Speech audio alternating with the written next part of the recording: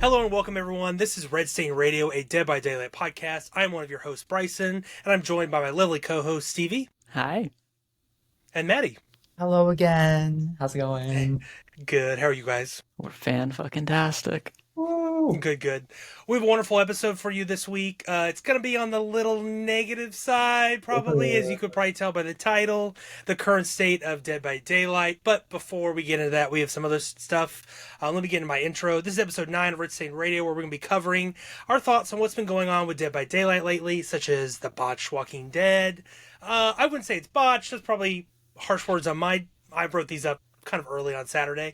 A little early. I would say it's botched, but there was some big issues there. The really poorly executed Chandler Riggs stream, the very buggy 9.1 update, pushback against the community, community's thoughts on some certain aspects of the game, such as what perks should be kill switched and if ever.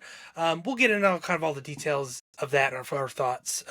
And there's some other news to go with this, which this all kind of is kind of a perfect storm for us, because we were going to talk about this, and then they came out with some updates regarding the future roadmap and some future tweaks and changes we're going to be doing to that. So we'll be getting into that very shortly.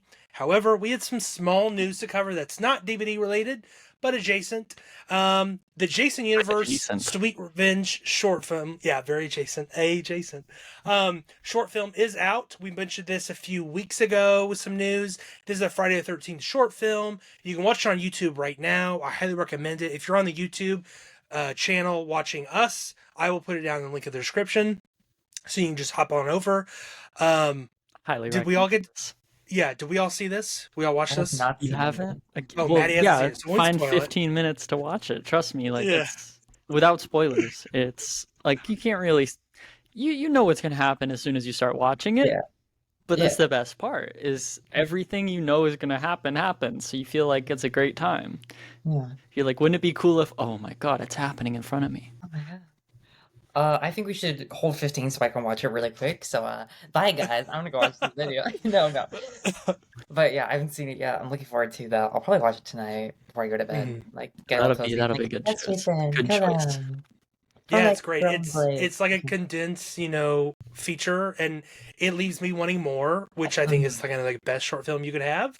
It does some really traditional things, but also some very unique things. And I think those unique things you're feeling are kind of becoming new cliches, if that makes sense. I think what it does well is kind of take what horror movies have done recently and reuse them. I think it's a good encapsulation of the direction horror movies are going right now. Even though it's a short film, even though it's a quick one, I think it really shows their chops. It shows what they're really like about new and old horror. And that's what you want. Yeah, highly recommend it. So go check it out, listeners or viewers. On to the next little small news. Alien Earth. This is more news for, I guess, me. I wanted to throw this in here just because I'm a alien snob and lover. Alien Earth premiered. First 2 episodes aired last Tuesday on Hulu or Disney Plus, depending on where you're located. It's great. I've seen the first 2 episodes. Another episode drops tomorrow. The day of recording this would be the 8/19. Super excited. First episode, the opening is a little clunky in the first little opening scene's a little clunky, kind of weird. But if you're not familiar with the Alien franchise, I think it's a good starting point. And the second episode, it just is like so I like a lot. No, I wouldn't say a lot better, but I liked it even more than the first episode. The first episode's great. Second episode's even better. I loved it. Go check it out if you haven't heard about it, or if you're an Alien fan. Again, it's on Hulu or Disney Plus, depending on where you're located. It's directed by Noah Hawley, who did Fargo and Legion, if you're familiar with those. Also very popular FX TV shows. Highly recommend it. It's great. The production quality is great. It introduces some really unique and new ideas to the Alien universe. And it's just downright a good, gory time. It's good to hear. Haven't seen it. Just don't have Hulu or FX, but That's not fair. Now I kind of want a Hulu. It's literally on Hubie. It's on Bibi. It's on Boobie. Come on. It's on Blooper. It's on What, Blooper. you didn't see it on Gooshman? Last night? They dropped It's everything. literally on Google. There's far too many streaming services. It's insane. The only We're just thing, back to DirecTV. The Go ahead. only thing I know about the new Alien show is that Ice Age is apparently canon in the show as like a canon like movie, which is Yeah, fun. Yeah. it's one of those. It's one. So Disney owns Alien, right? And they Yeah. own Predator and such. They also own Ice Age. Oh It's yeah. just one of those things. It's like, hey, let's just show you another IP that we own. Like it just feels the Realness. way they use it doesn't seem like it was necessary. That was actually a little gripe I had in the first episode. That said, it's not. It didn't ruin my enjoyment. The show is still very good, and it was just a weird Okay. inclusion there. Much like So the Angry Orchard plug in the Jason Sweet Revenge. yeah, That one was good. yeah, that was weird They did too. like kind of the slow Uh, reveal, like character drinking a bottle, and I'm like, what's that label? And then yeah. later they turn it to the camera, and I'm like, oh, fuck. It's like now I want an Angry Orchard. Damn. Yeah, so it's kind of like that. But yeah, check out Alien Earth if you're a fan of just sci-fi horror in general or sci-fi TV shows. This year we're treated really well for sci-fi TV shows. We had Endor earlier this year. We had Severance earlier this year. The Foundation season 3 is taking place now. So and we have Foundation, Fallout definitely a later. great show. Holy shit. Oh, The acting Foundation's in phenomenal. Foundation is so good. And the production quality of Foundation is like higher than a lot of movies. Like it's crazy. And it has Lee Pace You're in in it, hard who's sci-fi. phenomenal. Like it's hard sci-fi. It's like political sci-fi. It's fun shit. It's like philosophical as fuck. Yes, I'm actually in the middle of reading the second book too, so I'm loving it. It's a good time. But lots of good sci-fi TV this year. It's crazy. We're getting treated really well if you're into sci-fi. That is. Let's move on to the top of the show. Current state of Dead by Daylight. This is episode 9. Let me read through. This week we're going to be talking about the current state of Dead by Daylight. If you're not caught up, the last chapter, the Walking Dead chapter, came with an engine update, and with that engine update came with a lot of bugs that were introduced into the game. Alongside some of these bugs, there were some broken perks that community wanted kill switch, but behavior pushback for several days actually on not kill switching them until they eventually caved and they did that, and now most of the perks are fixed other than a Last Stand, which is Michonne's perk that isn't. This did not pair well with like the storm of the very buggy update, the weird Chandler Riggs stream that kind of was a whole nothing burger, and so essentially it boils down to behavior. Last week released a long apology for these issues, and then a few days later they released an updated quality of life map, and in addition to that they released a YouTube video to explain their reasoning, kind of more details into this. So we're going to be kind of breaking this up into how they divided that up, but also sharing our own thoughts on what we think just the current state of Dead by Daylight is. So essentially they're going to be delaying the next 2 chapters, the original September chapter, which was the folklore chapter, and the licensed November chapter. We'll get into kind of the details there a little later. And then any special seasonal events will remain on schedule. That is if nothing else changes. That could happen. We're not sure.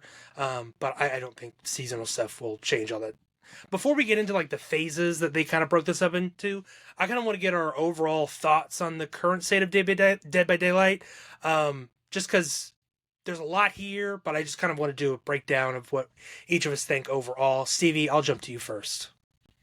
On the positive, I like the video that they did. I liked them pairing a roadmap delay and like a community feature thing. I liked them putting 2 people on a couch in their little streaming room and doing a softer production thing and not a full stream.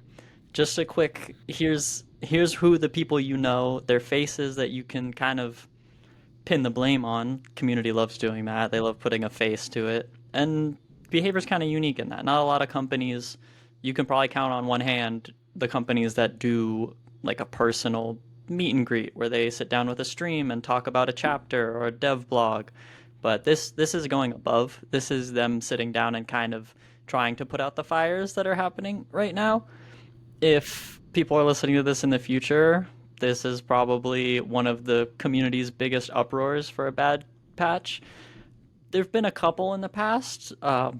None have felt this significant, but I think it's just the content bloat that we're feeling. We got 2 survivors, and like 2/3 of the perks were kind of game changing in that sense. You had like just the Rick perks, which probably under the hood needed a lot of fine tuning to work. Then you had the Michonne perks, which people feel like are going to change the meta, or people just see them constantly, so they think they're the meta right now.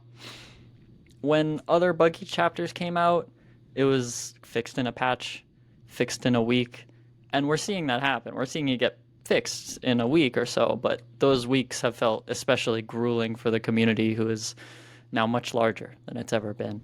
Um, Things like those earlier patches where they do like right before their patch 2.0, there was a lot of bugs. Right after the twins came out, there was a lot of bugs. Things like that, things that bloat the game, will introduce issues that are kind of really spin out into their own beasts. Yeah, well said, Maddie. I feel like CV kind of said perfectly. I don't really have anything else to add. Uh, I feel like this patch was especially grueling, not just because there's a lot more people, but also because this was one of the most highly anticipated chapters ever. I remember when I started playing, people were like, let's get Rick Grimes into Dead by Daylight. Let's get The Walking Dead. And people were really excited for that. And when it was finally announced, everyone was super happy. And then when it came out and half of it was broken, I felt like kind of people were like, you released the FNAF chapter and had so much quality into it. But when you release this one, there's like no quality. What's going on here? So I kind of felt like a disservice to the non-FNAF fans, to the people who want The Walking Dead a lot. Which, if they did that for FNAF, I would be really pissed. I'm still pretty pissed about this, but not as much if it were FNAF. So I can only imagine the people who have been waiting literal years for The Walking Dead, and then they got this. I would not be happy. Especially when they keep doing stuff that they've done repeatedly. Like with the Twins chapter, people were like, hey, these aren't working. And they're like, yeah, we'll fix it out when it goes live. And when it went live, everything was broken. I think like 4 of the 6 perks didn't work correctly when the Twins came out with LED Rikoto. And people were really pissed about that, especially when the Twins literally wouldn't work. And that wasn't even including like just everything else about the game at the time was a lot more toxic, a lot more icky.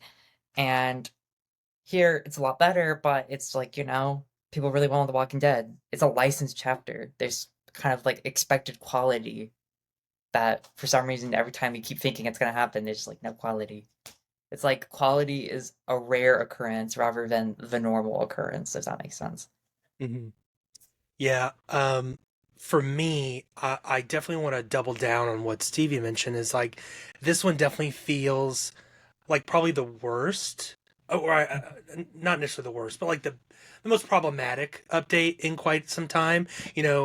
Maddie, you mentioned the twins. That was very much a twins, and some of the perks were bugged, but I'm sure I wasn't playing around twins, so I don't really know.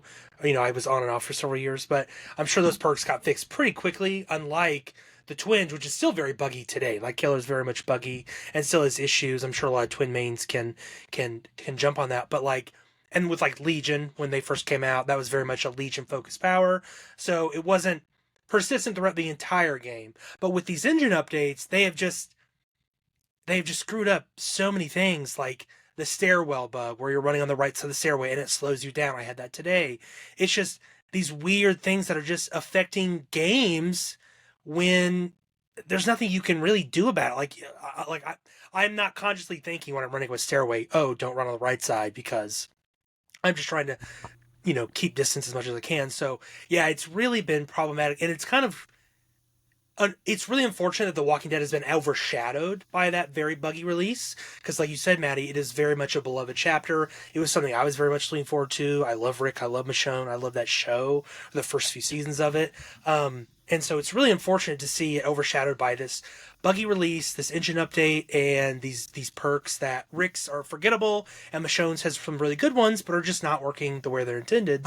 And so that really makes it unfortunate for survivors who want to play those characters, or someone new who wants to purchase those characters and be like, oh, they're broken, they're not working the way they're intended. So then you're even more confused while you're trying to learn the various meta or the various systems this game has. So, and as we've all said, as a time now when there are more people playing than ever before, I think it is critical for behavior to really batten down the hatches and really just iron out these bugs. And so I'm really glad they're delaying content.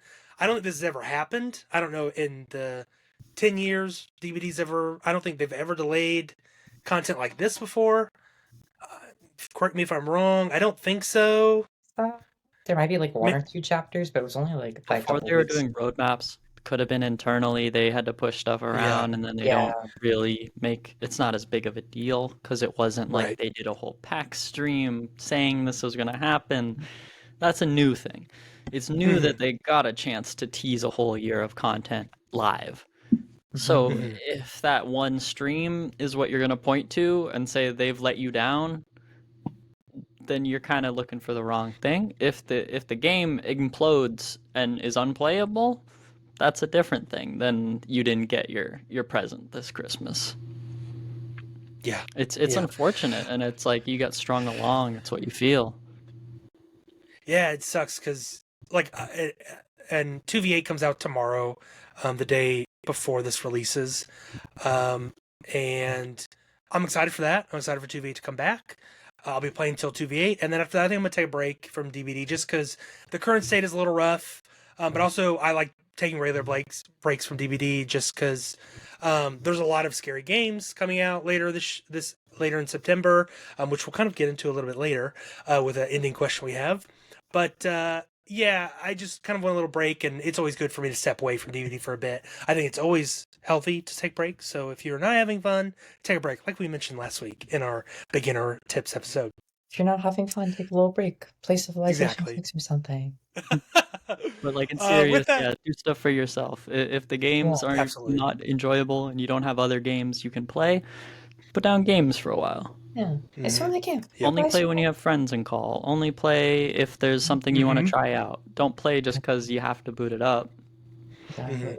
Yeah, that's also another reason why I did not get this round's Rift. I usually get the Rift, but this year this time around, I was like, oh, I'm not really vibing with any of these cosmetics. They're Yeah. cool, just not for characters for me.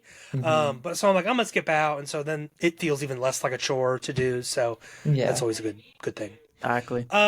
With that said, let's get into the phases of the updated roadmap. This is the updated quality of life roadmap, including some content, the next 2 chapters. And Stevie, Maddie, feel free to jump in anytime if you want to stop me and comment on something. We'll run through this and I'll kind of get our thoughts as we go. Here's the new phase 1. This is going to be from August to September, so kind of the immediate future. They're going to add a 3rd bug fix. This is going to be, addressing a lot of the issues that they've had, ironing out some of those bugs, because there's quite a few right now. And with that, they're going to postpone the BTB to early September. So it was going to be late August, I think. It's now going to be in early September, which is when the original Folklore chapter was going to release in September. So now it's likely only going to release in October, probably around the beginning of October. So that's kind of cool. It's going to be kind of a Halloween not theme chapter, but it'll be around Halloween, spooky season, right? Chapters had so much time to breathe in the past. I think this is back to the normal schedule. We'll see normal content. It won't be as fast paced. It won't be as like conjoined releases. You know? Honestly, I'm really glad they're doing this. Not only because it fits into Halloween really well, with the Folklore chapter being apparently the bloodiest ever, so it's going to be a lot more horror-esque than probably something like Vecna or Dracula, where it's more like, oh my god, it's my Saturday morning cartoon villain. It's like, oh my god, it's the Grim Reaper. I'm gonna fucking die. And on top of all that, there's gonna be a lot of time for them to like really make sure this works to get that quality that we really want. Yeah. Make sure it's on top of polished. all of that, I'm hoping they can throw in maybe some other stuff too, some like older bug fixes that are still in the game. Like there's a glitch with twins that I think has been in the game for 2 months, where for some reason Victor can't grapple onto people for some time. I don't know what causes it, but it'll make it so there's basically you slide off them and then you can kick Victor. It's like I really hope they get that fixed. So I'm hoping that this PTB, since it's being delayed, they can do stuff like that. Like a bit more quality. Maybe add some stuff people have been wanting for a long time. Like I think it says later in notes, like this would have been a good time to maybe include it. But anyways, it's a little hint for our viewers in the future or listeners. You guys will figure out soon next year. Stevie, your thoughts on the PTP delay? Right, it doesn't fuck with my schedule. I wasn't hanging tooth and nail on a PTB, so I'll be fine with it. I'll still play the same amount of DbD, I think, until and before then. If the PTB comes out and it's everything they say it is, might be my new main killer. If it's bloody, gory, and fun, I like playing new killers. I like their new original killers. Ever Same. since, like, yeah, the last few have been like some of my favorites. I haven't really picked up Kaneki, Springtrap, but Houndmaster, Singularity, I groove on those Oh, characters. Singularity is Yeah, so good. the new ones they add that they make up in house, they got a special touch. So I always want more new original killers. Licensed ones are fun, but like, yeah, do your thing, behavior. Totally agree. Yeah, I'm very excited for the original chapter. The more time they have to polish and iron out all the details there, the better. I want Exactly. nothing but a smooth launch for behavior and also the community. I think that's best for everyone. Super excited for that. Um, they're also going to be addressing. Let me sure I'm in the right spot. They're going to be addressing issues introduced in the July mid chapter, some more bug fixes, and they're going to be adding extra polish for that original chapter. That's phase one. That's October to September. So that's when the next month and a half. We also have phase two, October to January. So this is the rest of the year. This is a little further out. They're going to be postponing. What? I said 3 or 4 months roughly. Yeah, 3 or 4 months. So they're going to be postponing the November license chapter. This was the one killer and two survivors. They're postponing this to January. Which Pretty is pretty lengthy delay. There's massive. about 3 months, 4 months, depending on when they release in January. Yeah. So they're going to be merging this chapter and the mid chapter release into one update. So that update will be very big in January. Mhm. Which I see your note here, Maddie. Lots of content, but sort of afraid. I also have the What are, yeah, what are same y'all afraid of? Let me same tug worry. that string. What are y'all I'll let worried Maddie about go. with a Go for big it. full chapter, two survivors, one killer, licensed? Okay, so my biggest fear is that there's gonna be so much content because they're getting a new killer, new survivors, who are gonna have all 3 original perks for them. So that's 9 perks, 3 new characters, one of which has a unique power. There's not gonna be any new map, but what if they decide to like tweak an old map and change it substantially? What if they decide to change a lot of killers add-ons? What if they decide to do a lot of stuff? Because like a mid-chapter patch is like a little hefty. Like it's got stuff in it, like add-on tweaks, killer tweaks, survivor Perk perk tweaks, balancing. etc. Yeah. Now Mm-hmm. combine that with a chapter release, which also is pretty hefty if you take out the new content, where it's got a bunch of those changes. So putting that all together, you get like this big ball of stuff that it's gonna make me kind of icky scared New because like what code if they put to something throw the like spaghetti. exactly like what if they put something like Springtrap now works at 100% movement speed and then everything else is fine. Then Springtrap mains are gonna be like on their last days, they're gonna be crying, throwing up, pissing everywhere. Or like what if it's something like we nerfed the pig again? Now she's missing an arm and cannot carry survivors. Again, those pigments are gonna be crying and throwing up. And it's You're gonna right, be complex we nerfed pig's stuff. carry speed again. I'm just kind of nervous that a lot of killer survivors perks or anything like that, there's gonna be stuff that fall through the cracks that get nerfed really a lot. And this was kind of further proven to me when they hotfixed a patch for fog vials, making them easier to see through and clearer to Yeah, hear through, they're but also made useless it so now. you only have 2 charges on them, which to me kind of kills the item. Because like med kits are super useful because you can use them in a variety of ways. Same for the toolboxes. Hell, maybe even the key, maybe even the map. Fog vials can only be used to distract the killer and to get away. That's its only purpose. Having it be on a 2-time thing with a cooldown, I don't think people are going to be using fog vials willingly unless it's for a main build. And I'm scared they're They going to use immediately like killed it. I think the exactly. side effects of the fog, I think if people who are good at the game might see more value out of them. They're still gonna, like, if somebody knows how to use a med kit, they're gonna bring like skill check add-ons and like an insta Yeah, heal. But if somebody doesn't know how to use a med kit, they'll just bring like a brown med kit with extra charges because they can't hit skill checks. If somebody yeah, brings a fog vial and their only intention is to just hide their scratch marks in their aura for 5 seconds, maybe they know there's barbecue, maybe they know there's friends till the end, that might be what you see it used for. Much more of a utility thing than the physical smoke bomb. yeah. I would say that's really smart. However, it doesn't help that when you use a fog vial, you get a giant smoke cloud around you, Yeah. and you can see it through halfway across the map, and it's like thank you, entity, for protecting me. But Yeah. I do agree that there is some uses, but having it only on 2 charges really hinders it, in my opinion, and just it doesn't seem that good. I feel like it would bring literally anything else at that point. Yeah, I would have gone with 5 as base, and there aren't any add-ons to increase that number. It is No. 2 max across all rarities and all add-ons, Can which you is like really a bummer. can you like use exaltation and like get a charge back? No, because it only does it for items with I charges. swear. It doesn't Okay, do okay. anything Yeah, No, else. that's the new So, charge system makes it, it. I know useless. exaltation refills some of the cooldown on a fog vial because internally it counts as it has charges, and those charges refill after a couple seconds. Like it's a 60-second charge mhm. item, and you can refill those charges with Yeah. recharge perks. Maybe it's something we can test out. Maybe it does work. Maybe it's saved by one perk, or maybe it doesn't, If you're and good it's enough to use exaltation, a med kit is much better. A flashlight is much better. exactly. It's interesting. I at this point I would argue that all items are better than the fog vial now. Like I think two Yeah, charge is just really bad, I think Fog yeah. Vial and is better than keys and maps, even though they changed keys and maps. I think I disagree. not maps. Map, Maps are maps actually are really kind of good. really okay. good right now. Having Okay. them. But keys, yeah, I would Last agree night I with had that. a I think game keys are where I kind was of playing.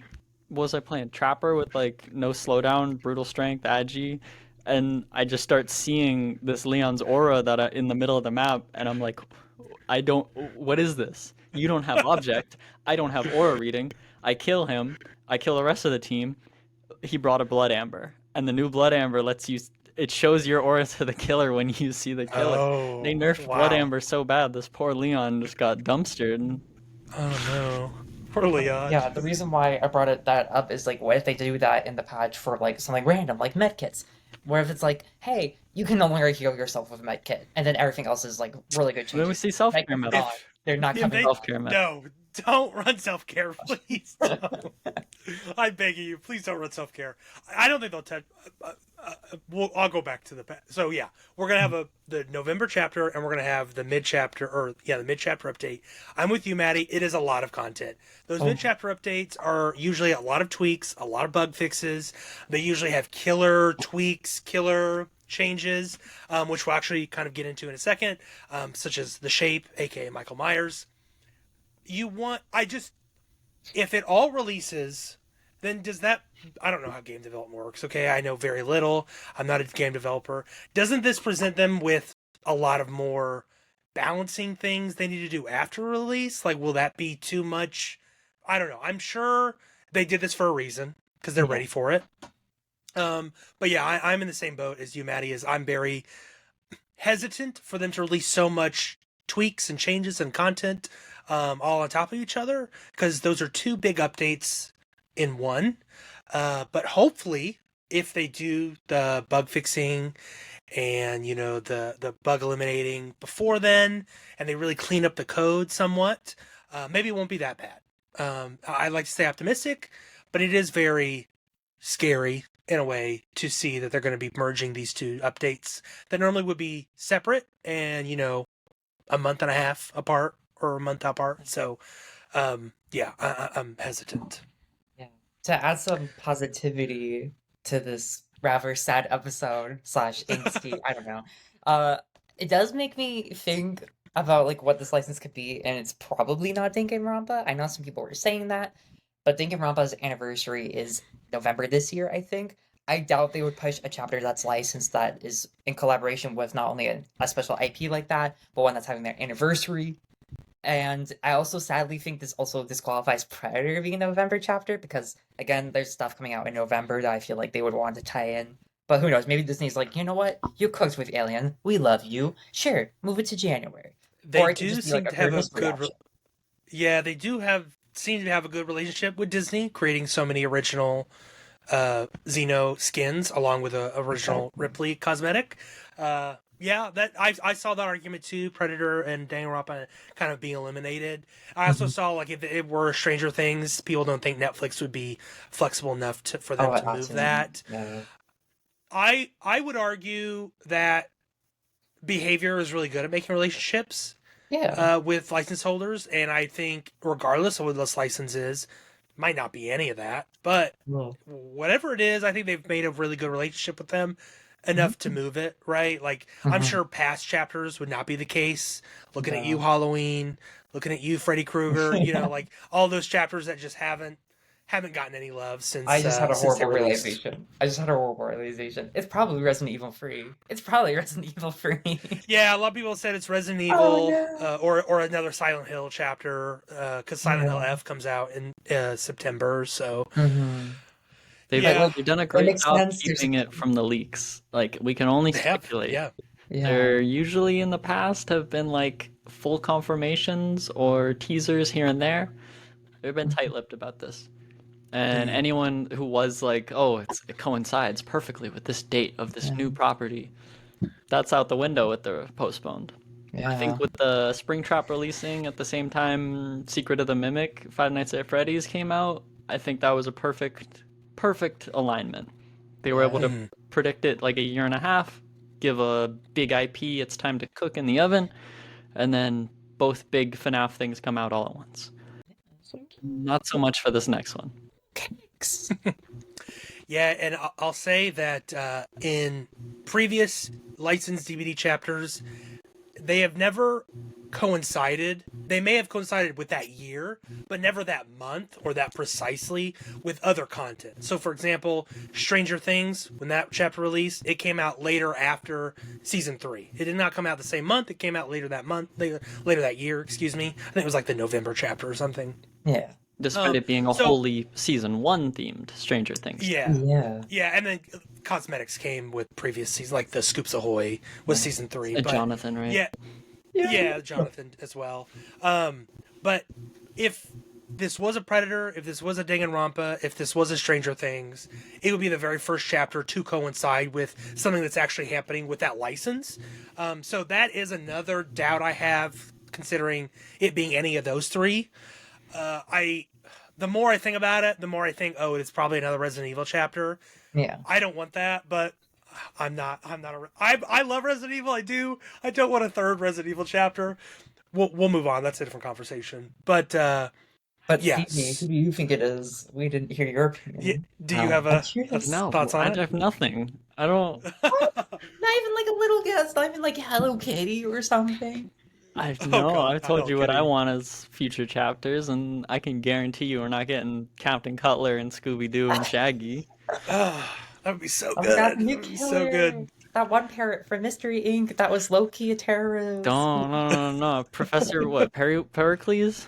This is Pericles, yes. Yeah. Oh my God, Mystery Inc. was so fucking good. It was so good, yes. If you haven't watched it, it's a kids show, but it's lit. It's got But it gets lore. better. But Like once they kick into like, okay, we're gonna end this show on a bang, and you start to feel like the stakes go through the roof. It's Mystery Inc. baby. it's That's fire. my show. It's fire. So good. Anyways. So the November chapter, the licensed November chapter, the One Killer, Two Survivors, has been pushed to January. So now in place of that November chapter, we're going to be getting a focus on bug fixes and the winter event. So here's kind of some of the things that will be coming in that. Fixing high priority killer issues. For example, Maddie mentioned the twins' lifelong bug of Victor not being able to knock down people. They're going to be addressing things like that. There's other things that were introduced in the last update that they're going to be introducing. Really just trying to focus on killer-specific power bugs. So that'll be included there. They're also going to be doing an update to Michael Myers. He's the oldest licensed killer we have, and he's gotten really no love. He got a few buffs, if you want to call them buffs. He got a tweak I remember a while the back buffs. ago. Yeah, there were buffs, and they tweaked some of his add-ons. They like tweaked mechanically how his stalking worked, but he's the Yeah. same killer, just a lot more straightforward and a lot easier to Yeah. play over the whole match. Before, his only patch was like right after release to change his power into something, what it was. Yeah. Now he's Mike. Yeah, he's Mike. He's Mike Myers. So they're going to be doing an update to him. We're not really sure what that involves. If I'm allowed to guess, I think go they're ahead. probably going to remove Tombstone. No, Make a Because base, as much as it's make fun, a base kit, please. Give him tier 4 where he can mori people. I was gonna say I feel like they might add it to his kit where I think they're removing it because people like new players, they don't know the difference of whether or not a Michael has it or not. Like the hand detail is so minor, And by the time the Yeah. survivor is like, "Oh no, he's tier free. He's gonna hit me," and then they get moored and kicked out of the game, it does not feel good. Yeah, right. If I you think know that's he like opens his hand when he has Tombstone ready to go, you've already known that the add-on takes an extra like 3 times as long to charge his power, exactly. so you would have been anticipating it before you even saw it, if Yeah, you're good my enough main to issue notice. though is that for newer players, they don't know this. No. Kind of like a Yeah. lot of the killers, like, oh, going against Vecna is a nightmare. Going against Michael with Tombstone, you don't know that. So by the time you already get caught by him, you're game worried and you're like, what did I do? How could I have done better? I do think they're going to Mhm. keep it because people like it so much. My idea is that maybe when he's in tier free, if he's chasing a survivor who's dead on hook, instead of being able to down them, he can just kind of do like a spring trap, but instead of taking the axe back and putting him on his shoulder like that, he can just moor them on spot. That's my guess. Yeah, basic Mori. Yeah, that makes Yeah. sense. Kind of like It would Unreal. also just feel thematic for Michael, who's just evil incarnate. He doesn't Yeah. give a fuck about the enemy. He wants to kill. Yeah. We're also gonna be getting a slugging, tunneling, and camping update in this one. Uh, we don't know any details about these mechanics or features that are coming. The slugging, I'm curious about because they mentioned a while back that they had some internal tests that kind of failed their benchmarks, so they delayed the slugging feature. So it's going to be coming with the November update, along with anti-tunneling and anti-camping. I'm really interested to see how they implement these. Stevie, what do you think about kind of these systems being addressed? I think a lot of people who play killer, especially, believe that the game is only winnable if you force someone out, that the game is not in your favor until it's a 3v1. A lot of people think that if the game isn't going well, if two gens prop on the first chase, that first chase, you have to camp them, you have to tunnel them. You're not going to win if you don't. I want people to get that out of their head. The first 4 gens are free. The last 3 that you have to defend is the only one that matters. But however, It's if kind of true, if though. you find yourself in a losing match, don't feel like you have to play dirty. Just not play better, but start learning. Use the match to really experiment, figure out why that chase took too long. Maybe that one survivor is just the best in the lobby. Now that you have 3 other people who aren't on hook, they should be easier to down. Hypothetically, they're not the one that gave you trouble, and they're not going to be stuck on gens. They're going to be trying to get their best player off hook. So, if you have a bad chase, drop the chase or finish it out. Doesn't matter if a few gens get popped, you still have someone on hook. However, as far as the player side goes, you're still going to see people feeling that way. You're still going to see people playing killer in a way where they're going to sweat it out for at least 1 kill, at least 3 kills. They're going to lose their killer license if they don't. So, Oh no. game mechanics that incentivize not doing that will feel better for you as a survivor. However, killers are the ones who are going to feel the brunt of a slugging, tunneling, camping update. They're going to feel these base game mechanics that are stacked on top of perks that people can choose to bring that already do that. You have anti-slugging perks, conviction, plot twist, tenacity, unbreakable. You have anti-tunneling perks, shoulder, DS, borrowed time is base kit now, so you're going to have to run into a lot of other things that maybe they'll add base kit. If you're a killer player who's worried about this, just know that you don't have to use these tactics. If people think of them as it's just a way to win. Sometimes you don't win off slugging and tunneling and camping. So try other techniques. Try other ways of getting all 4 people on hook at the same time. Get a snowball character. Try that out. However, I see this update as a good time. This will be fun new mechanics. Maybe something that'll just help matches be more swingy. I like when a game is in one favor and one team can really come back. I like when a killer is pressed and has to really put the screws on survivors to get any results. I like when the survivors also have to do the same. So I'm interested to see more tools added. Yeah. Your If thoughts, I'm Maddie? allowed to add on to that, I feel like another problem is that there's no incentive to not camp, tunnel, or do any of that as killer specifically. Right. As survivor, you're punished if you get taken out of the match really quickly because you died, which is kind of the reason why they're changing MMR later this year, which we'll talk about in this episode. Mm.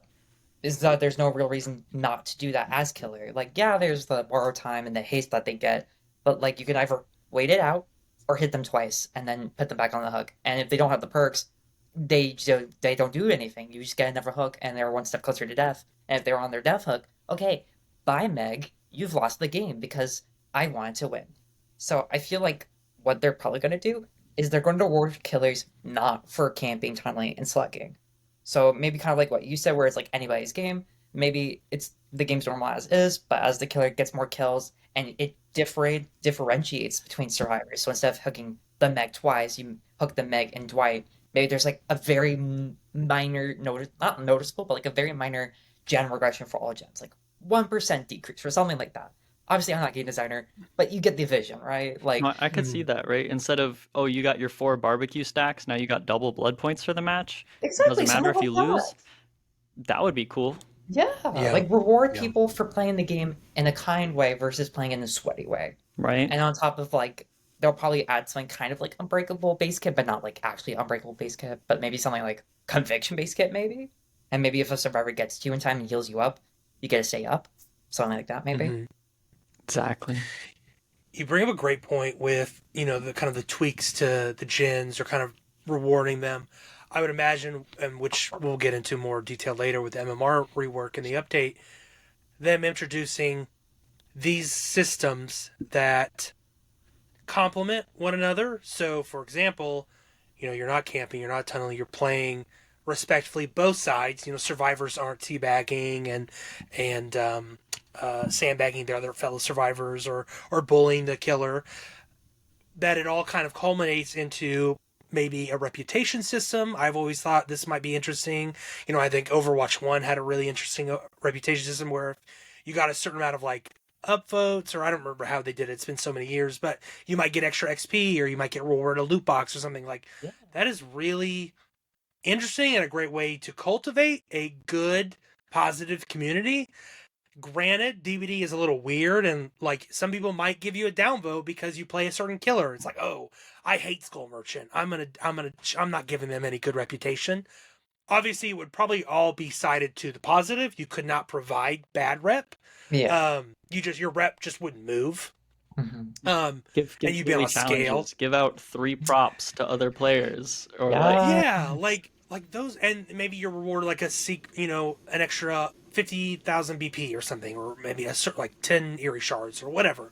Like over time that builds up, and you get in a certain amount. If you're playing daily, within a week you'll have quite a bit more BP.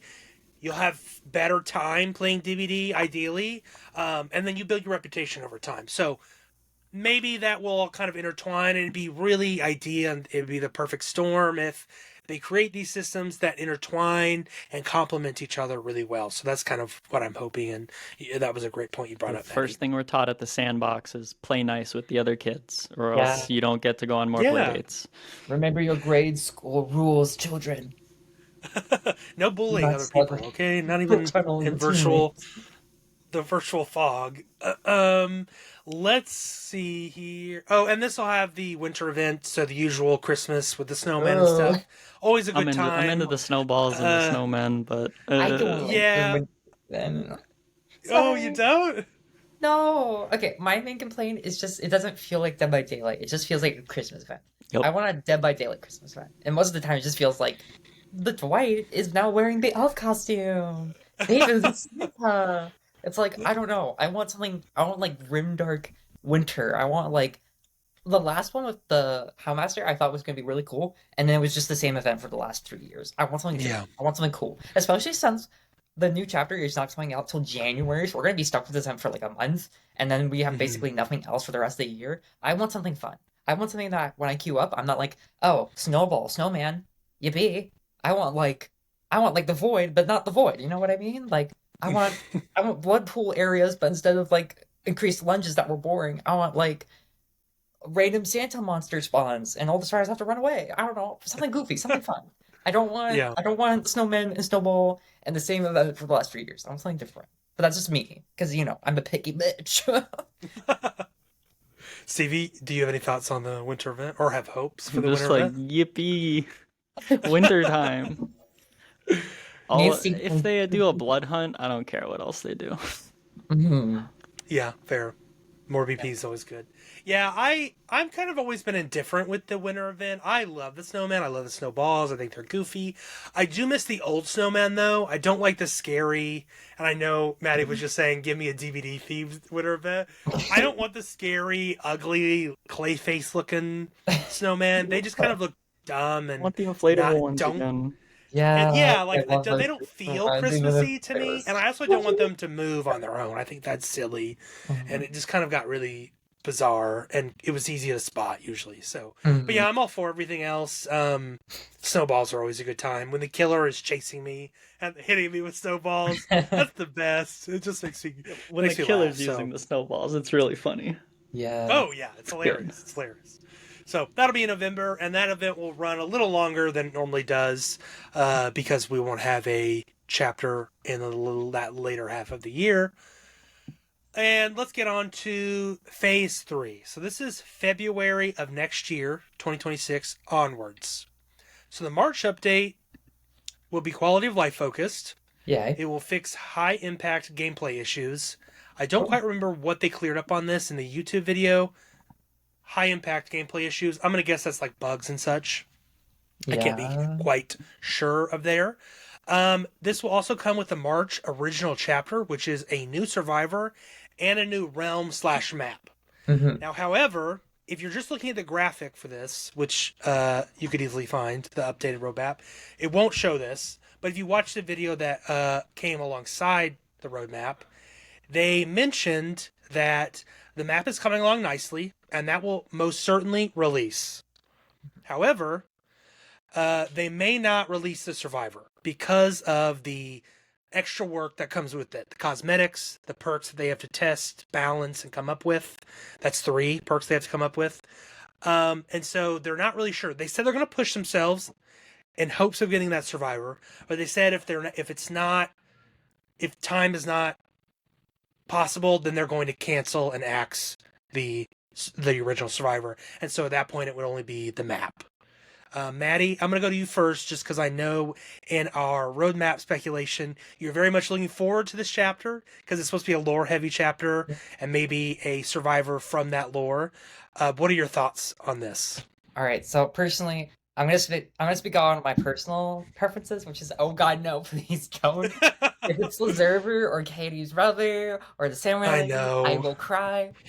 However, ignoring how I feel, I actually kind of do hope they axe the survivor, which is it feels mean to say, but Mm. like on a logistical point of view, oh my god, big words are hard today. There's over 40 survivors, all with 3 perks, so that's like 120 perks. We don't need more, especially when the space for them is very limited, and the spaces that they've created to be more innovative, like invocations or boons, they seem to not really be doing that because they're scared they're gonna make like circle of healing again or they're going to go too far and make an invocation that everyone's going to run. So killer always has to go to basement. It just gets repetitive. So there's that. And also, a lot of the survivors, okay, this is going to sound mean. Most of the time, a lot of the survivors don't do anything unique. For every Renato and Thalita that we get, which I love, we get Sable. No, this to Sable. We love Sable. But she kind of doesn't bring anything to the table. When they make a new character to Fog, I want someone with like a unique point of view, someone who's different from anyone else. Like that was kind of like my main complaint with like Michaela and Sable. Like I love Michaela, cool, witch girl, and then we got Sable, who's also witch girl. Also, which girl? Like she's not witchy like Michaela. Like she was full on casting spells, but like Sable's also casting kind of like little spells in the basement. So that's kind of my main issue with newer survivors. Well, not newer survivors. There have been really good new survivors, even if most of them have been licensed. But if there's the danger that this licensed survivor is like the observer or the samurai girl, and they give her the same personality as another survivor, which is pretty hard to do because there are already so many different people in the VOG, I'd rather they just not do it at all. And also, there's a whole cosmetic thing, which is a preference thing. Half the time they make cosmetics I hate, and half the time they do stuff I love. So if we get less things I hate, man, it makes me happy. So that's purely because I'm selfish. But yeah, that's how I feel. Stevie, how do you feel? I'm curious to what you think because As yeah. far as survivors go, yeah, we're running out of thematic space for a new character. They all kind of release and they're all kind of either doing what somebody else did or kind of just blase, not Yeah. so much going on with them in general. We see that with a lot of the original men characters they do. It's just a guy, Oh. and unless somebody's really like into that type of guy, they're not gonna play them. Mm-hmm. With the girl characters, yep, they release and then you see popularity if they have a Gooner model. Yeah, But Sable, Like for wolves? oh Oh, that's yeah, why Sable is so oh my, popular now. oh my She's just, god. yeah, I'm playing the happy. game with I'm one happy hand, I guess. what they released with Orella Rose. She fills the spot Yes. that Yes. people were kind of missing. More Mm-hmm. black girls, more like Woo! thematic characters who are like good, if that makes sense. She's Yeah. Hmm. unequivocally a good character. And then we Mm-hmm. have like on the other side, you have Tori Kane, where she's yucky Yes. and gross and she's awesome. And she's a cultist. And like we've had this whole theme about like there's a cult that worships the entity. Let's see more of that. And then we see more of that. So if something lore-wise really hits the mark, it's going to be yummy. But Mm-hmm. if they're not feeling it, they're not feeling it. They shouldn't release what they don't want to release. However, Yeah. the map, they seem very happy about the map. Yeah, This I'm me expecting too. realm heat with this map. is If good. we get like the mount, if we get like I don't know, if we get like the cabin map where it's like all the snow, I forgot what it's called, the one with Legion. Oh, you If we get thinking of that, Mount I'll be Torment. Ormond? disappointed. If we get Hmm. like a giant library and the escape gates are like stairwells going up or down, that would be heat. I would love that. That would be cool. I'm Oh expecting yeah. heat. They've And said it's a somehow the new Underlink realm. or So new Survivor realm and by implies, heat. yeah, everything new, everything brand spanking fresh. Yeah. I Yeah. I'm want unique curious. experience. That would be cool. I'm Like, gonna just be exploring the map on the PTB they dropped. That might be one I might oh my into. god, we should do that together. We should get on the map and just run around and be like, oh my god, it's a reference to the Samurai Girl. Oh my And it god, seems like Maria. they've learned that God windows are too easy to create. Hmm. The most Yeah. recent realm they've done, is it? Yeah, it's Withered Isles is like their new baby, but I Yeah. Yes. think Davarka Deepwood is technically newer. As far as they've Yes. done with those new ones, there haven't been anything like, egregious. Like Yeah. old maps kind of hit that only. There's no more old Ironworks windows. There's no more old Cowshed. They've gone Mhm. through and kind of fixed up all my issues with maps. So I think anything they do release now is has been hitting just Yeah. right. I love their new maps. I'm excited. Yeah. Two things. The one thing you mentioned about male original survivors is so true because I find all of the male original survivors to be just boring. Like, just Yeah. really uninteresting and like you have people like Jonah Vasquez, like what a Fumegalol, right? like Canonically has who a is higher kill count than the spirit, by the way. like who is playing like he's a math teacher, right? Like canonically, or like he's like some teacher. He's No, he's probably like a CIA. CIA guy, like a Yeah, drone CIA. pilot. Oh, okay. Well, then he's even more uninteresting than a Right. teacher, I guess. So, but all the male characters I play are licensed. You know, Alan Wake, who I find fascinating. Oh, Alan Wake is the Uh, fucking Yeah. best I mean, character they've just added. Hydrogen bomb we was should just just do an probably episode on the- Alan yeah. Wake, like the Remedyverse. Just can we do an episode on that? This is a Yeah. Remedyverse podcast now. I'm taking over. No, we'll have a Now we'll we have get my a friends in on discussion this, there. and they'd love that. Yes. Yes. But like Rick Grimes is also new. Is my other male main now, and Ripley is my uh, female rate. But yeah, like they're just so uninteresting, and like Sable is. I don't find Sable's perks to be interesting. Is Sable attractive? Sure, but I don't think she's that attractive. We already have a witchy person who's Michaela. Sable came with a great killer, unknown school, but yeah, definitely not my cup of tea. She's got some great cosmetics. I'm sure a lot of people agree with that. So, Yeah. but yeah, that's probably mainly Right, the like reason. nobody And played then, Vittorio till they took his shirt off.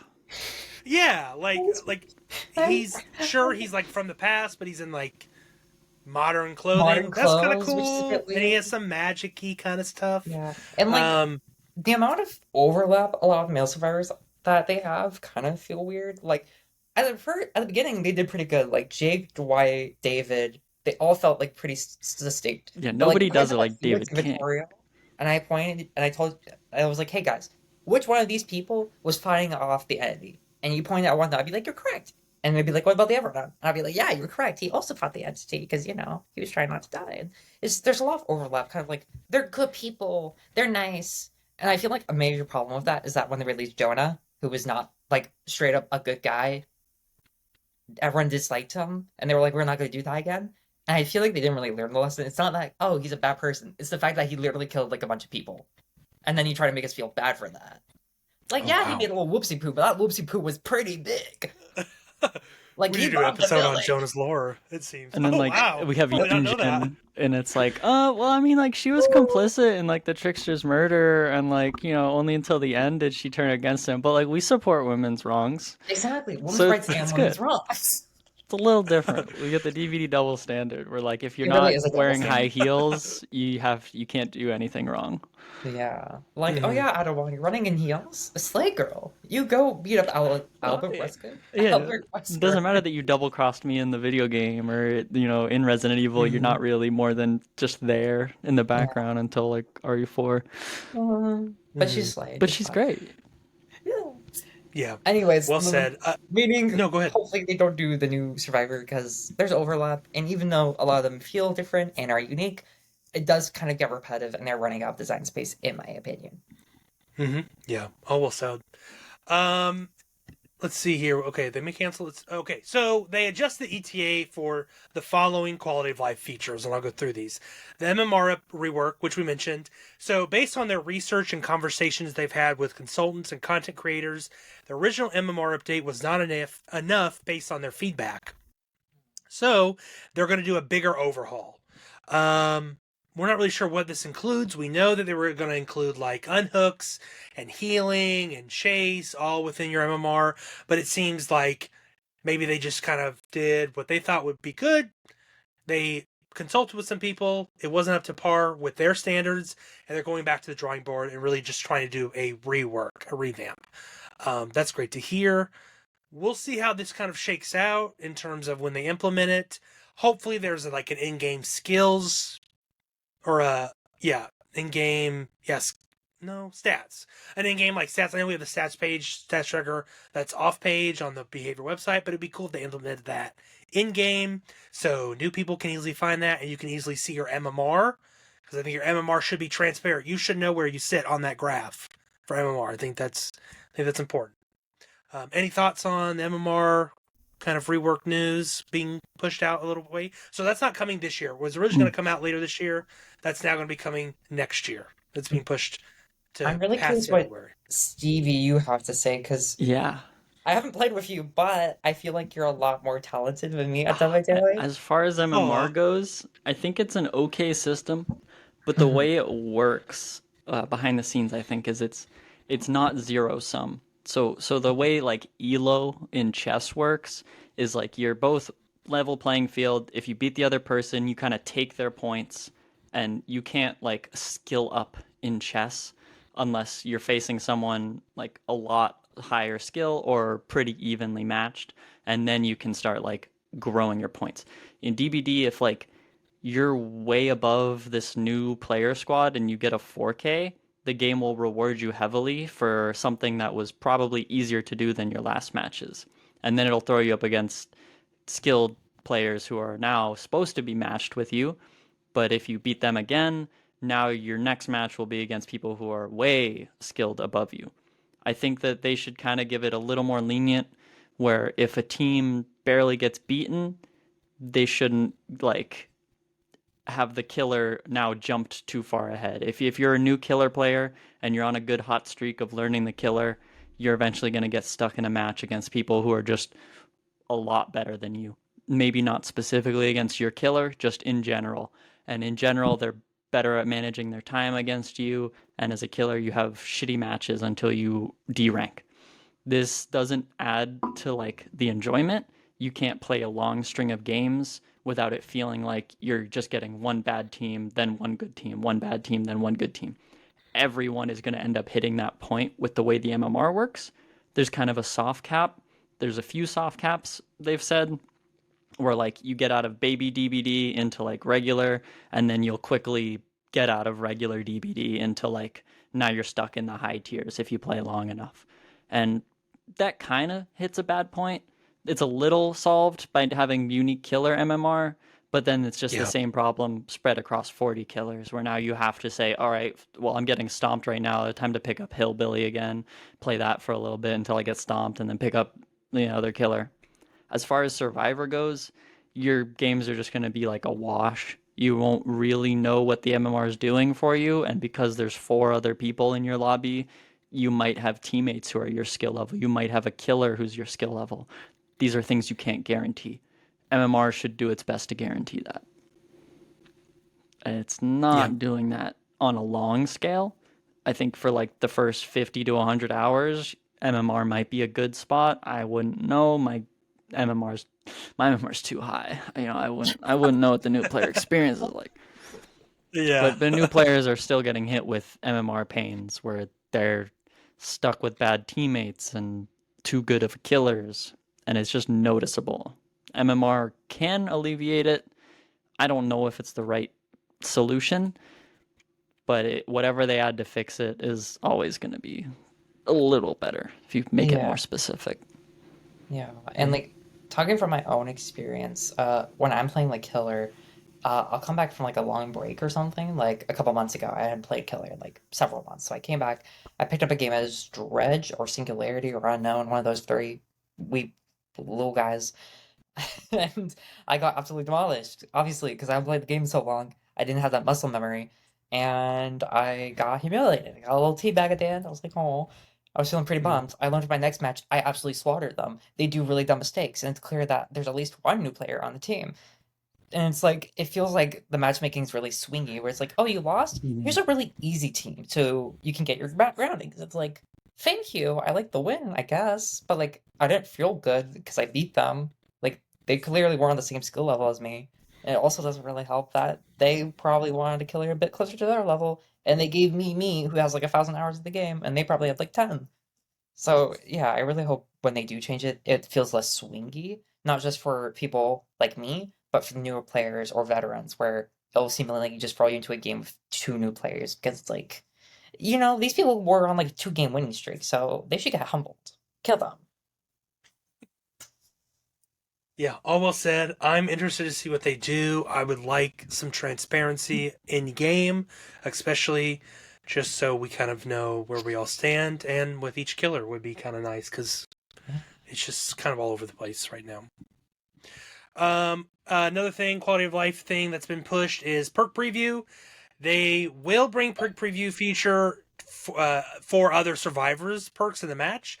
But not in the lobby. So they will show you in match. I'm going to guess it's going to be a little screen that shows up, or maybe when you're loading in, it will show you all the perks of every other survivor. But they're not going to show you in lobby, primarily to avoid lobby dodging or toxicity within game.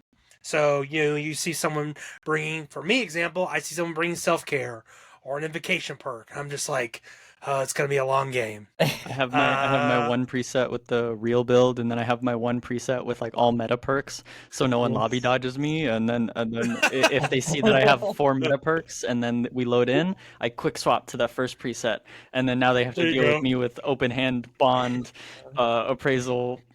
It's gonna be like a flashlight trick when you switch to a flashlight really quickly before the timer runs doing out. it in game really solves the issues people had without seeing perks.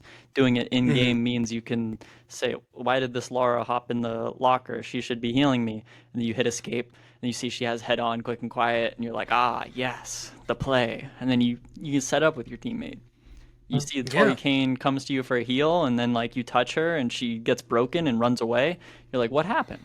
You check her perks out and she's going Tori Kane adept. You read clean break for the first time and you're like, that seems bad. And then you put the menu down. It's a good way to learn what just happened if you have a moment in match.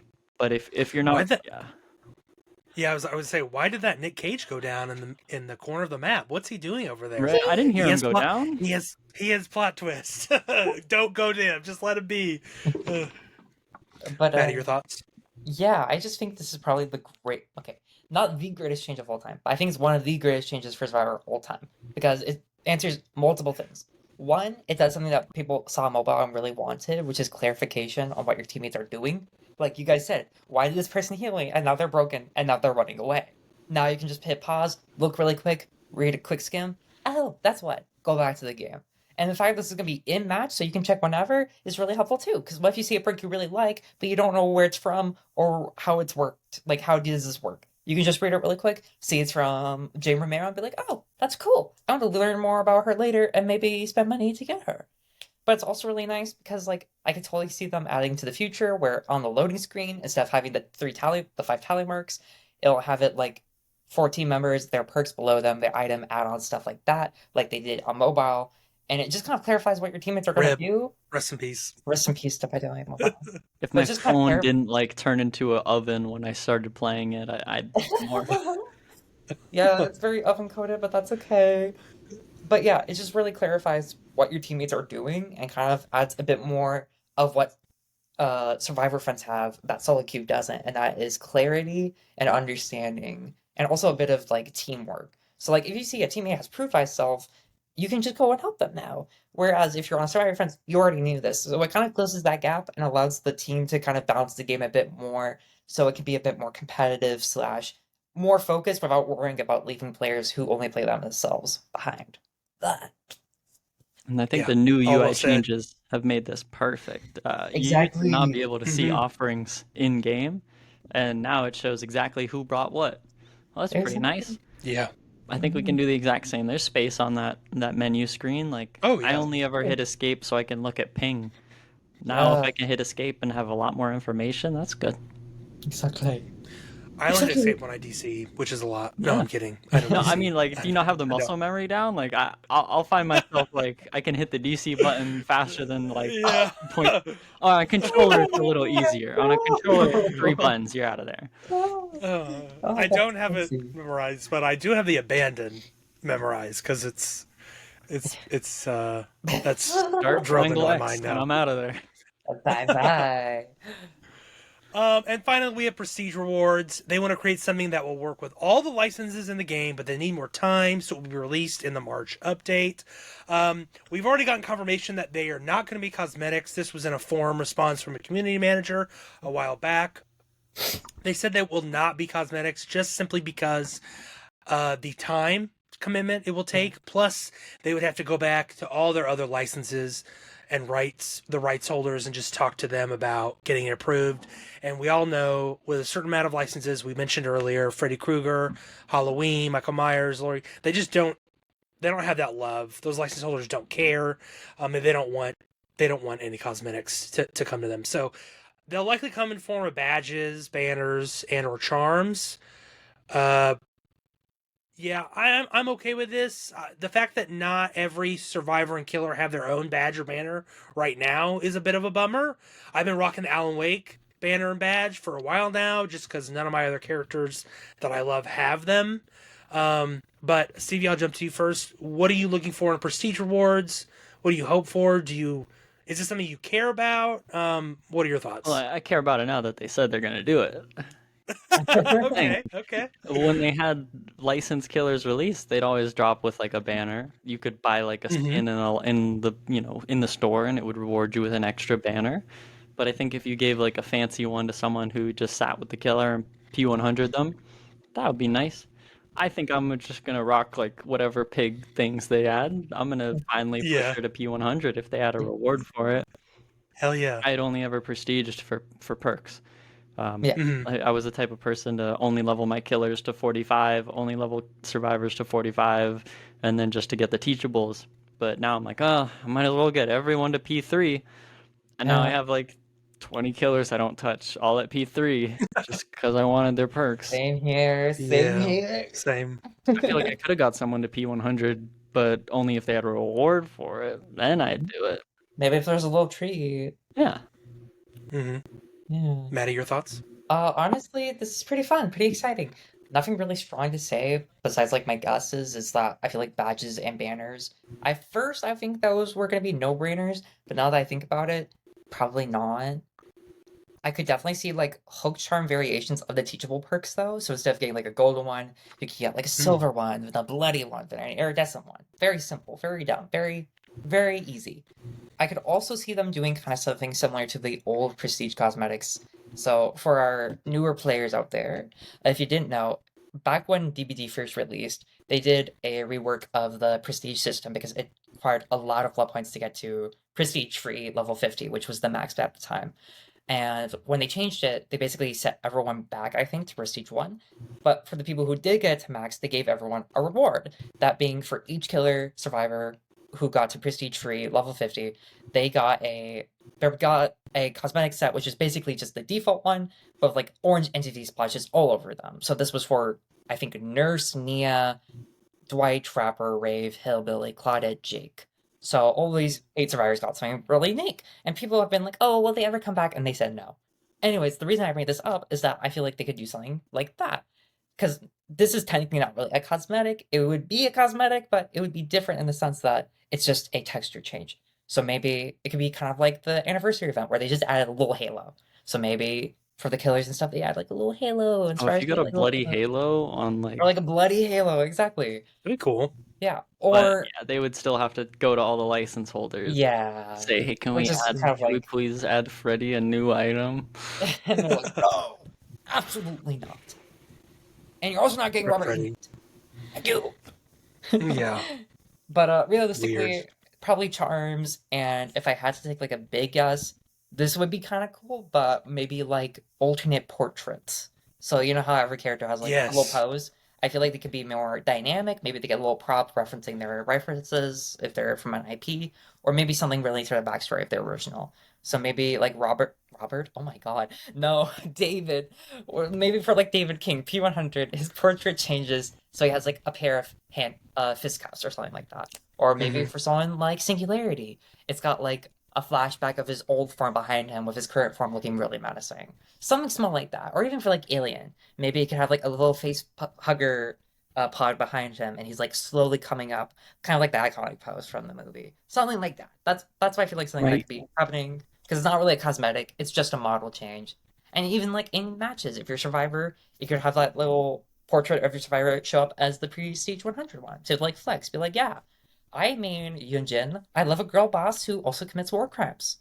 What up? What up? I love that idea because it's similar to Marvel Rivals with like when you Yeah, get a it's character to Lord Lord. portraits. Yeah, so Lord portraits.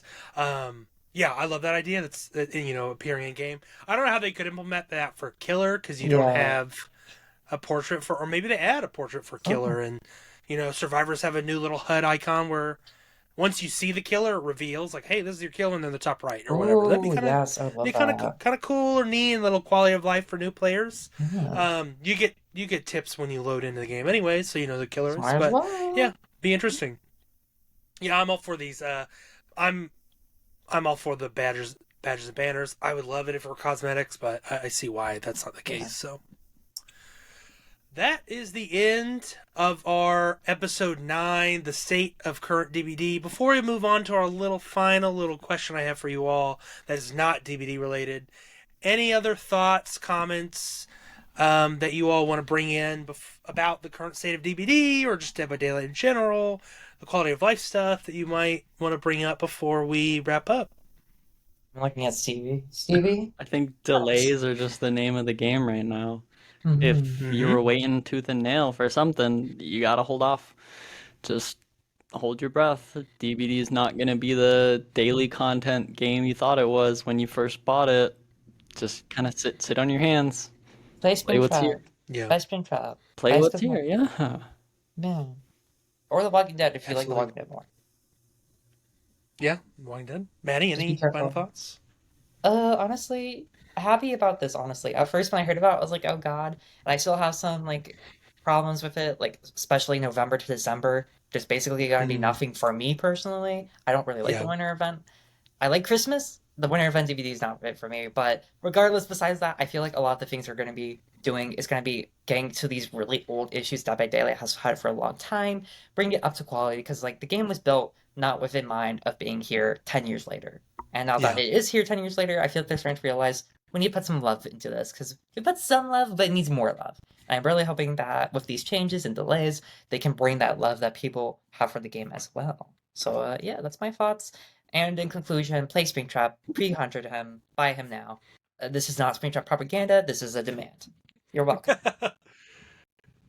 Before we move on, my final thoughts. I think this new quality of life map update, roadmap, whatever you want to call it, paired with the Ungeon update, really solidifies my stance that DbD needs a relaunch. I think I don't want a DbD 2. I don't want an Overwatch 2 situation, but it No. definitely needs I think it needs an overhaul. Like I think it needs graphically, I think it needs an overhaul. It's a little dated. Some of Yes. the animations look janky, and like the healing animation has been the same since it launched. Like this game is 10 years old. It needs a big can coated paint, a polish, a sanding. It needs new parts. Like it's very much old. It's very much 10 years old. They need to do what like Rainbow Six Siege did with X or Hunt Showdown did with 1896. Um, where they go down, they go dark for, or even Fortnite did this when they did that first world was gone. Like you couldn't play for like a few weeks, and then it boots up and they have a whole new launch, and like everything's new and there's new content and the UI's better and the graphics look great and stuff. So I get why maybe they haven't done that. Maybe they don't have the resources, or maybe it's just not in their timeline. Like I know they work years ahead with the licenses, but I really think if this game really wants to avoid this kind of issue in the future, a relaunch really think needs to happen. Whether they outsource that to another company or they really hire freelancers or contract it out or what, I don't know, but I think that's just something that really needs to happen. I think it should have happened sooner than maybe 10 years, but 10 years is a time better now than later, but that's kind of my opinion in that. So, um I have a final question for everyone. This is not DbD related. Before we close out, what do you all like to play that is not Dead by Daylight? We've talked about Dead by Daylight a lot on this podcast today. I mentioned a lot of games I'm looking forward to down the line, which I'm actually kind of glad that we're kind of delaying some content here because then I don't have to juggle so much. I can Yeah. just like put DbD to the side and I can go to those things that I want to play. So, Stevie, I'll jump to you first. What do you like to play that is not Dead by Daylight? Hey, you want to take a break from DBD? I've been having a great time with other games as well, mostly multiplayer stuff. I only really play games when it's with friends. I find that's the best. There's so much good single player stuff, but multiplayer is where video games kind of sharing time with everyone is where it shines. I've been playing a lot of Peak. Peak is a great time, Oh, especially for it looks so fun. new I've not players. played it yet. New players, it's a good time. You're like learning these mechanics that should be simple, but you're falling down a mountain and you're like, oh, I could have done that better. But when you finally beat the game your first time, nothing hits like that, and you just want more. You just want to do it again. You just want to do it better. You want to do it with all your other friends. Peak is a Exactly. good time. I love Pig. Same vein, Repo, same exact idea. You just Yeah. group up with like 1 to 4 people. It's only good like as a multiplayer thing. Solo Repo is not a jam, but I think it really solidifies like the Lethal Company style into like probably the best version it could be. It's scary, it's stressful, it's a lot of fun to do it right, and there's like progress. The game gets harder as you play, so like you can really test how good you are once you get good at it. But other than that, I've played Team Fortress 2 a bunch recently, gotten into that again. It's still the same game, except I don't know, the community for it really likes that it still exists. So people you have playing it are just kind of happy it's still around rather than happy it's being updated, happy there's fresh stuff. Anyone who's mad Mhm. that Team Fortress 2 doesn't get updated should kind of settle down. That's a It game is that's quite old. 20 years old and Yeah, no more it's content should be added. But single player crazy. wise, I played through and I loved mouthwashing. Mouthwashing Yes. was a freaking jam. I had a friend Yeah, recommend it crazy. to me and I dusted it out of my wish list, bought it because oh my god, they were so right. It is everything. I haven't been able to stop thinking about mouthwashing. Yes. That For ending for too. Oh my God.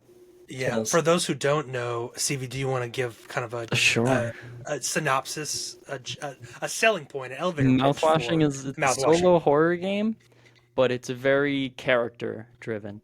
You are playing it for the characters that you are stuck with, literally, and as you're playing. The devs have done a great job on their previous type of games. It's the same theme as their other stuff, where it's just super grimy horror industrial vibes, which really hits the nail for me. I love grimy industrial stuff. if you want to explore it, I recommend it. Mouthwashing. It's very, very gross and freaky, but the Yeah. characters are the gross part. The characters are the freaky part. It's not like a jump scare heavy game. You're doing a lot of walking around a decrepit spaceship that has crashed, and you're following these characters who are surviving on a crashed spaceship as they fall apart mentally, physically. It's a good time. It's a good one. Highly recommend. It's really good. Very sad. Trigger warning though. There's a lot of sensitive stuff. Yeah, so, trigger warning, abuse, violence, blood, gore, all the above.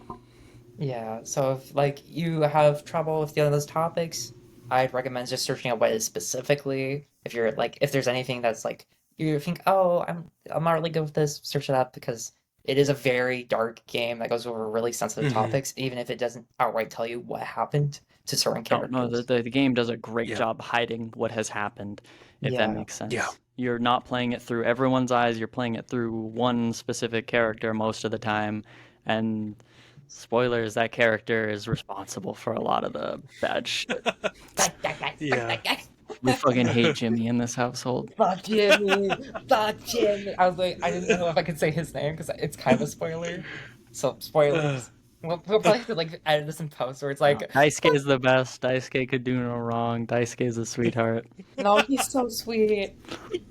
Yeah, mouthwash is great. Maddie, Yeah. what do you like to play when you're not playing DbD? Oh god, my answers aren't nearly as cool. They're a lot more degen. I'm so sorry. But recently I've been playing a lot of Genshin Impact. Yes, I play gacha games. I'm so sorry. Yes, you can unsubscribe from the YouTube channel. Yes, you can close the podcast. No, don't do that. Don't do that. But We I got sadly Genshin play- viewers, I can guarantee this. I do play gacha games and like I really enjoy them for their story, not for like the hot anime girls. Like that's a plus, yes, but they do tell really interesting stories about like I was gonna say society. Oh my god, no, I'm not the Joker. But like society. No, We live in no. a society. But it does tell really interesting stories about like power. I'm trying to think of the word not society, but like government and kind of like fate in general. I've also been playing Honkai Star Rail, made by the same people. I feel like that has better stories. Right now, they're doing a really amazing story that I've only gone like a third of the way in, which is the Amphoria story.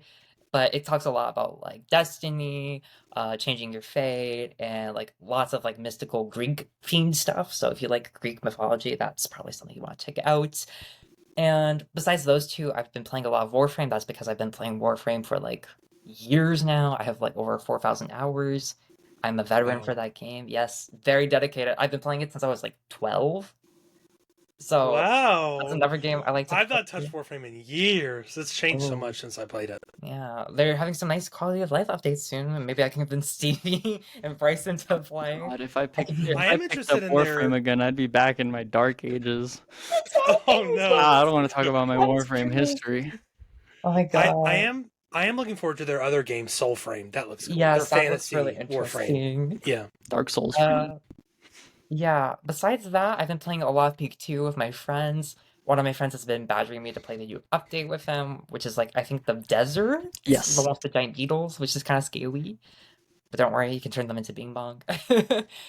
Besides that, though, I haven't really been doing much. I've been just kind of cleaning my house and getting ready for the school year because I'm in my final year of university. Let's go. You got Nice. this, Maddie. You got Thank this. you.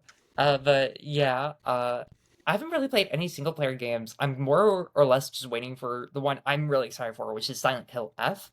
Because like Silent Hill is one of my favorite franchises of all time. It's kind of a shame I don't really like Pyramid Head more. Maybe I'll play him more. But like I love the movies, even though they're really ass. I love Silent Hill Oh, 2, God, terrible. 3. I also have a bit of a guilty pleasure of Downpour. I know that's not a good one. A lot of people don't like that one, but I love that one. I love the story, even if the gameplay is really bad. But this one's kind of reminding me of the older ones, especially since there was that one Silent Hill game that got canceled that I was really looking forward to with Norman Reedus. Oh, which is, with Konami, yeah. yes, and then there was the Or other one that they Kojima. My seemingly apologies. are going with. I don't know if they canceled it, but it's the one about cyberbullying, which I think might be this one, might not be. We don't really know anything about F, but I'm really excited for it. I'm probably gonna buy it day one. I'm not gonna pre-order it because the last time I pre-ordered something, it was Cyberpunk 2077. Ooh, yeah. That burned you, yeah. didn't it?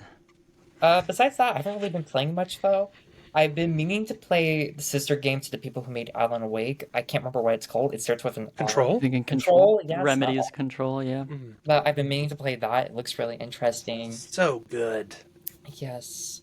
And I've also been meaning to play Senua's Sacrifice, I think it's called. Oh yeah. Oh, Yeah, because Senua's okay, yeah. Hellblade was a lot of fun. I never yes. beat it. It's been in my library for years, but I could never get past the first enemy, so I just gave up. So I'm hoping to one day get back into that.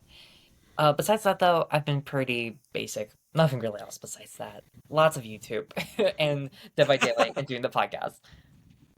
Very nice. Yeah, for me, Dead by Daylight is my go-to PvP co-op Yeah. play with people game.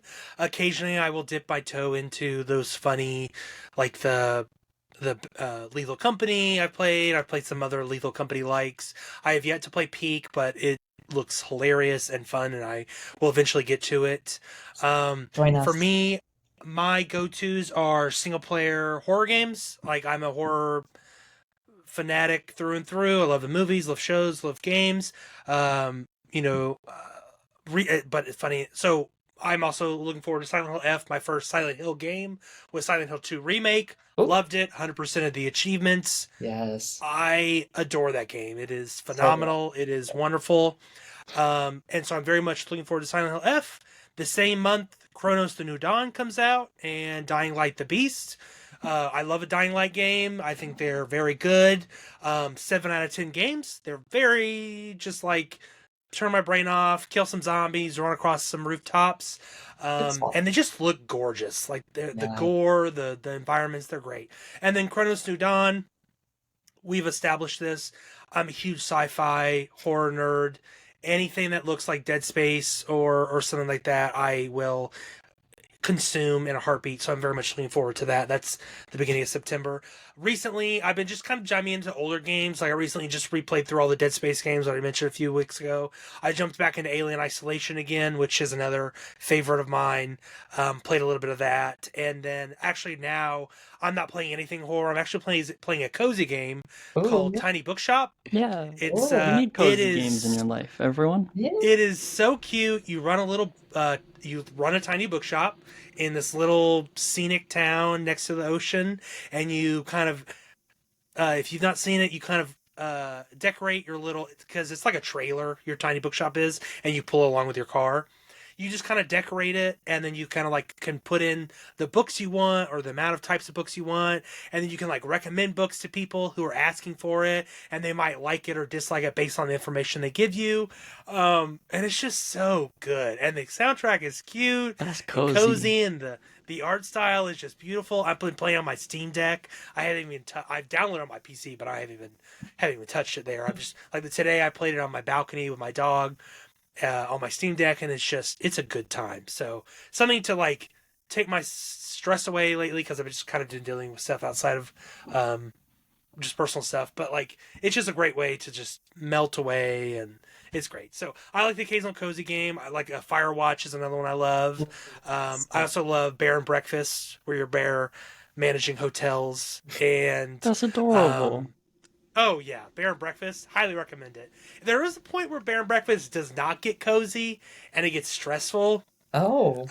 So Well, like that's it's restaurants. weird. Yeah, because like there's a point where it's like introducing so much at once, and I'm just like, oh man, I'm getting overwhelmed. But I trucked through it, and I got to a point where I was like, okay, I'm fine. So, because I think the later half of that game is a bit of a slog, but still cozy nonetheless, and just a cute art style. So, yeah, I like the cozy game occasionally, and I'm all for a good RPG as well. Cyberpunk 2070, like you mentioned. I also pre-ordered Cyberpunk 2077 and was not happy with it how it came out. Now that years have passed, I played it the first time a couple years ago, loved it, and then I played through again with the Phantom Liberty DLC last year, and just what a DLC! Like just phenomenal.